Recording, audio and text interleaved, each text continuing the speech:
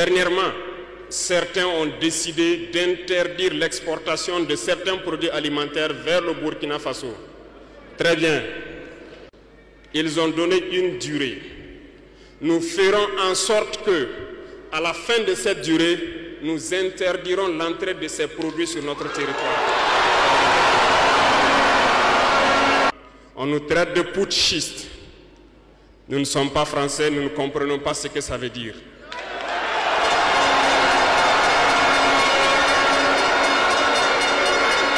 Et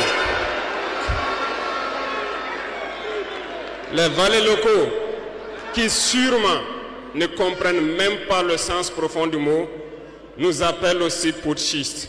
Très bien, on se l'approprie. Au fil de ces années, pour ce qui concerne le Burkina Faso, vous avez dû remarquer, tous les corps ont été déstructurés. Plus d'entraînement, plus rien pour l'armée. Ils ont imposé dans tous nos états-majors, toutes nos écoles et toutes nos structures stratégiques ce qu'ils ont appelé des conseillers militaires. Lorsque nous nous sommes révoltés le 30 septembre 2022, la première des choses était de chercher à savoir qui sont ces conseillers militaires et où ils étaient. Nous avons donc pu identifier que le mal est profond. Et la première des choses était de leur demander de quitter notre armée.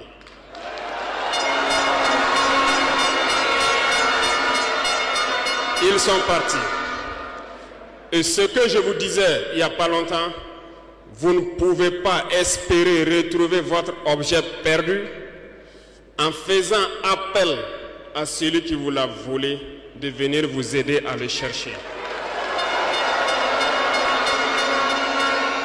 Lorsque nous avons déjà demandé aux conseillers de partir, nous avons senti des manifestations. On nous a fait comprendre qu'on ne pourra pas s'en sortir sans eux. Et à chaque fois qu'ils nous le disaient, ça s'est traduit par des attaques d'envergure sur le terrain. Nous avons bien reçu le message. Lorsqu'à l'orée de l'année 2023, nous avons décidé de dire donc aux forces étrangères présentes ici de partir parce que nous voulons lutter en burkinabé.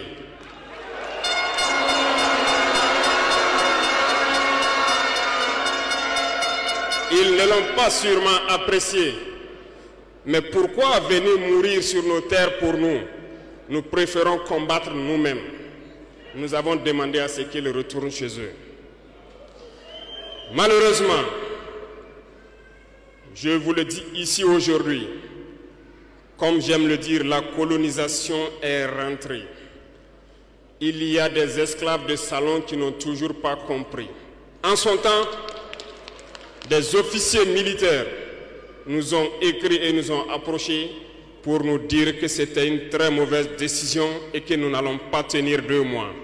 Des fiches ont été écrites. On nous a transmis ces fiches pour nous faire une analyse stratégique de leurs pensées.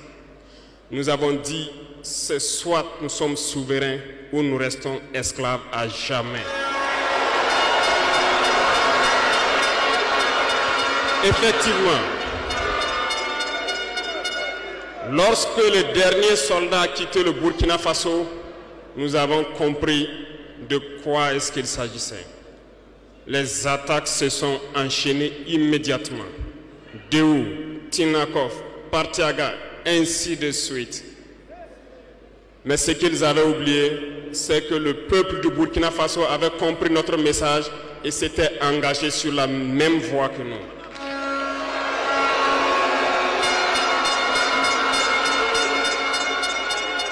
Nous nous sommes réorganisés rapidement et subitement, nous avons constaté que toutes les cellules dormantes terroristes se sont réveillées au Burkina Faso. On a réorganisé l'armée au plus vite, à une vitesse inégalée.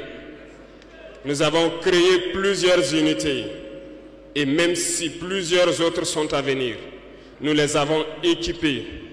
Et aujourd'hui, cet équipement se poursuit parce que dans les jours à venir, les mois à venir, ce que vous allez voir venir au Burkina Faso doit faire de notre armée une puissance à craindre.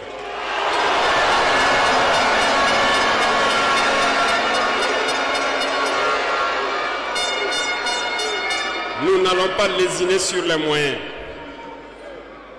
Nous avons compris que le combat qui est engagé contre l'impérialisme sera dur, très dur. Mais seuls les durs vont passer et les Burkinabés sont des durs. Et nous allons passer. Mais aujourd'hui, nous n'avons plus de sentiments sur ce volet.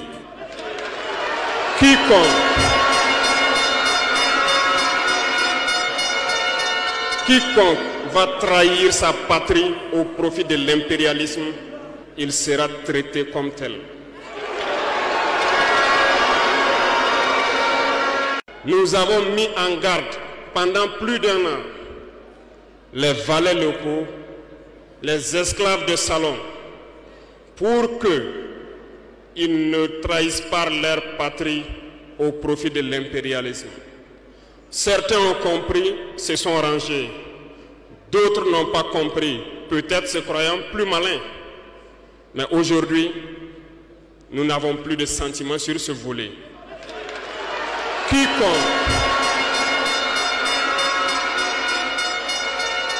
Quiconque va trahir sa patrie au profit de l'impérialisme, il sera traité comme tel.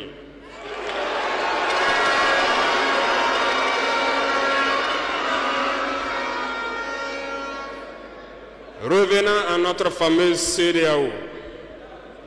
Depuis que nous avons décidé de quitter la CEDEAO,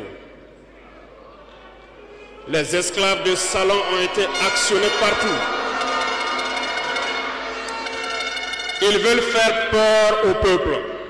Ils veulent faire peur à tout le monde. Dieu merci. Dans un passé récent, il n'y avait qu'une poignée de gens qui avaient droit à la parole.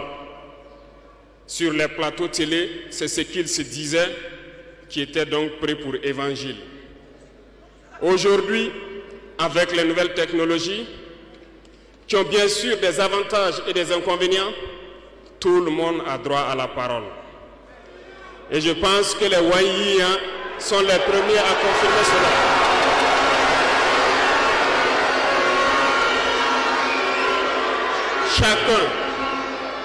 Chacun peut faire son analyse sur une situation. On peut certes se tromper, mais lorsqu'on vient vers nous pour comprendre, nous sommes bien ouverts pour vous expliquer les démarches.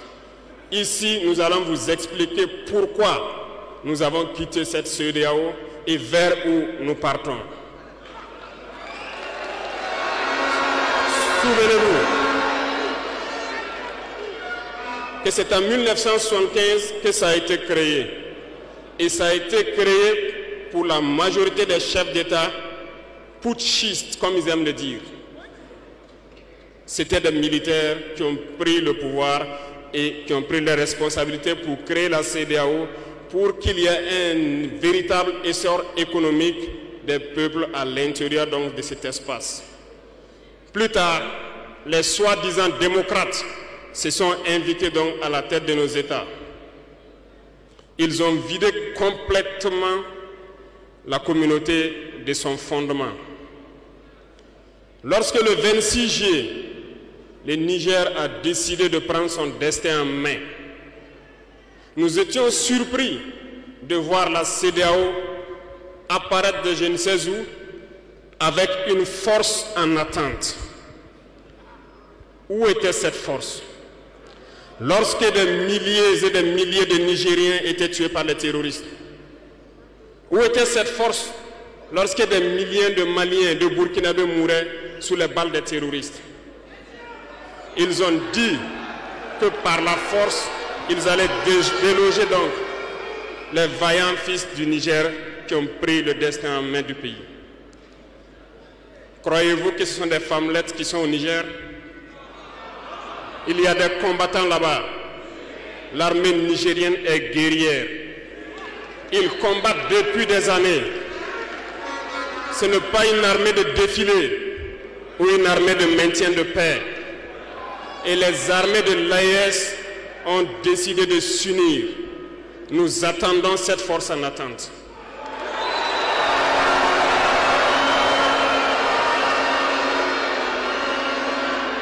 Il faut que ces soi-disant démocrates le comprennent. Lorsque des milliers de Nigériens sont morts sur leur lit d'hôpital par manque d'électricité ou par manque de médicaments, c'est du crime. Ils sont responsables de ces sanctions, ils sont responsables de ces morts. La même chose se passe au Mali. Avec le Burkina, nous avons des sanctions indirectes. Parce qu'il faut que les gens comprennent. Lorsqu'ils prennent leurs consignes de l'autre côté, ils viennent, ils font tout pour l'appliquer. C'est honteux. Certains ont décidé de ne pas fournir l'électricité à nos pays. Ce n'est pas gratuit, nous payons. Et ça contribue à leur économie.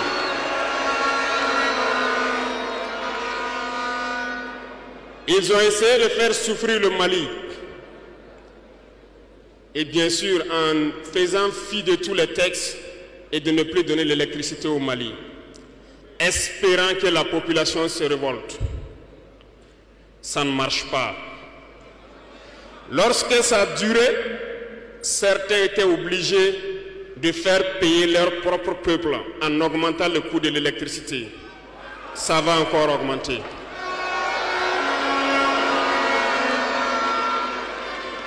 Cela nous donne plusieurs leçons. Plusieurs leçons en ce sens que l'indépendance que nous prenons, la souveraineté que nous prenons, nous devons tout faire pour qu'elle soit. Ils nous ont donné de très belles leçons et nous avons très bien compris.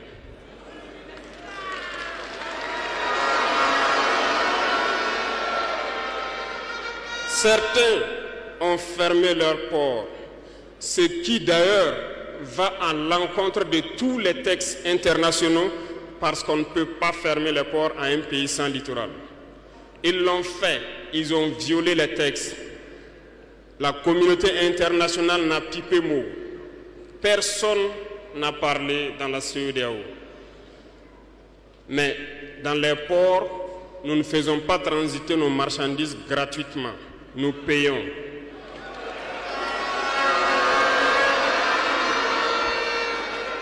Et ceux-là qui le font récoltent aujourd'hui les pots cassés.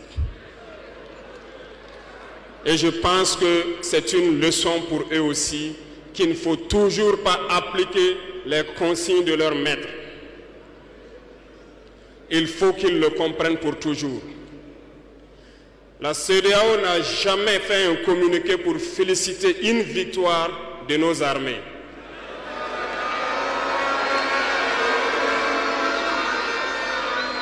À peine, elle condamne du bout des lèvres et très rarement lorsqu'il y a des massacres.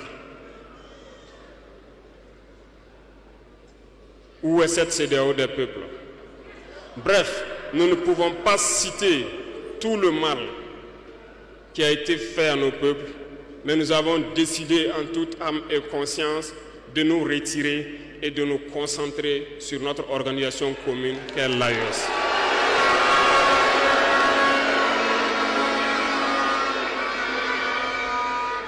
Retenez que il n'y a pas de peur, parce que en prospectant et en nous mettant au travail, nous avons remarqué une chose.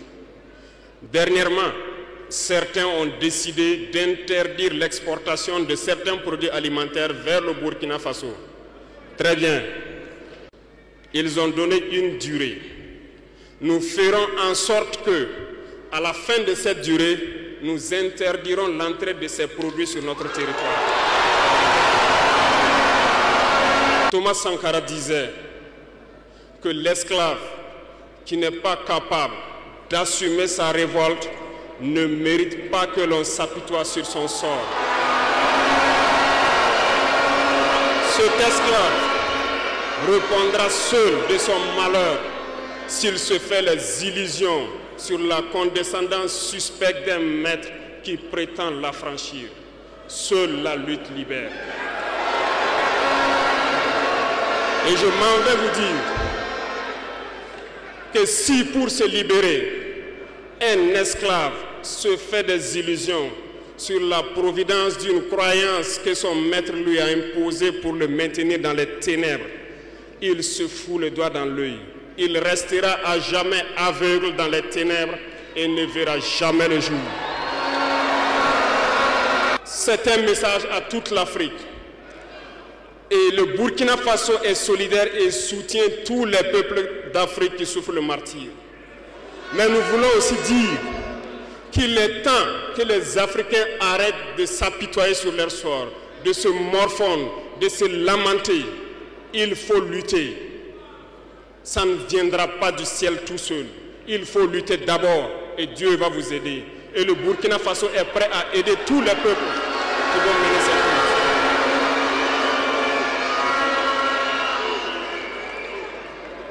Dites-leur à tous ces peuples qui se battent, il est temps qu'ils disent la vérité à leurs dirigeants. Au Burkina Faso, lorsqu'il s'est agi pour nous de contribuer donc pour que le FDS soit équipé, les députés n'ont plus de salaire aujourd'hui. Ils n'ont que des indemnités de session. Les salaires des ministres ont été diminués au maximum et le peuple contribue. Vous ne pouvez pas lutter et vouloir que les dirigeants soient dans un luxe insultant. Les peuples doivent se réveiller et exiger cela de leurs dirigeants.